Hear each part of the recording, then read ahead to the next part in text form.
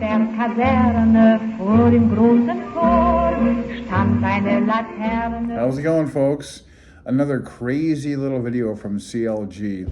I always wondered, how the hell did radio work in World War II? How did it work for the Germans in World War II?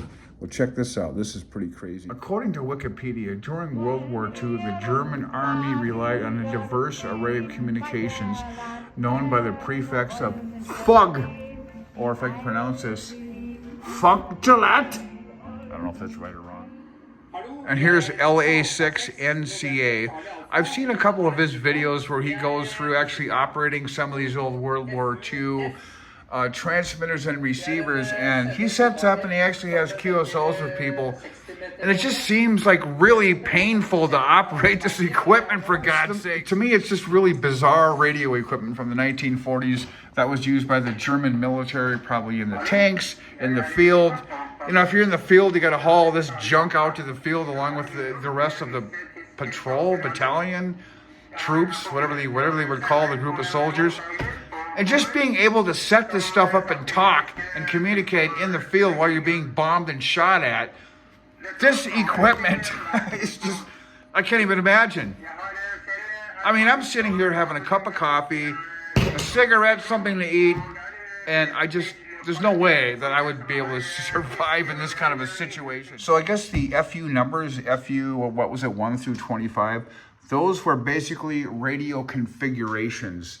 And the frequencies were different for all of them, from what I can tell here. So here's just a little couple of photos of a German Panther tank rigged with FU5 and FU2. Here's the tank. This must be when it was captured.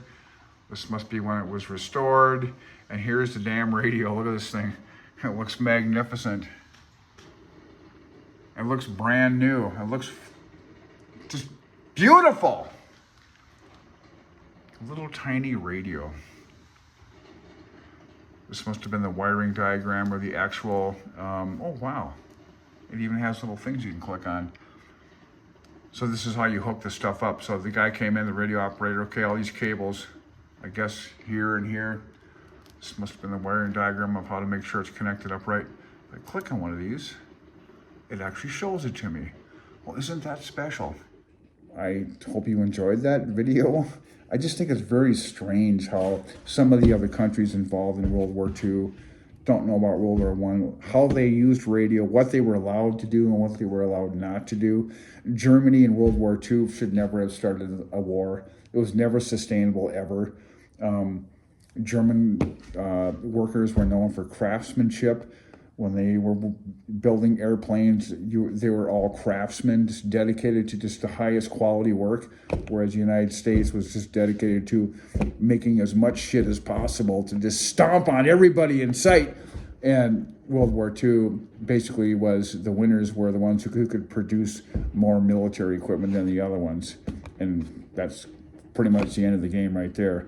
But it's just interesting how these people got swept up into this bullshit and had to use this equipment. That's what they had back then, and it must have been hell for both sides. Thanks for watching. See you later. 73 CLG.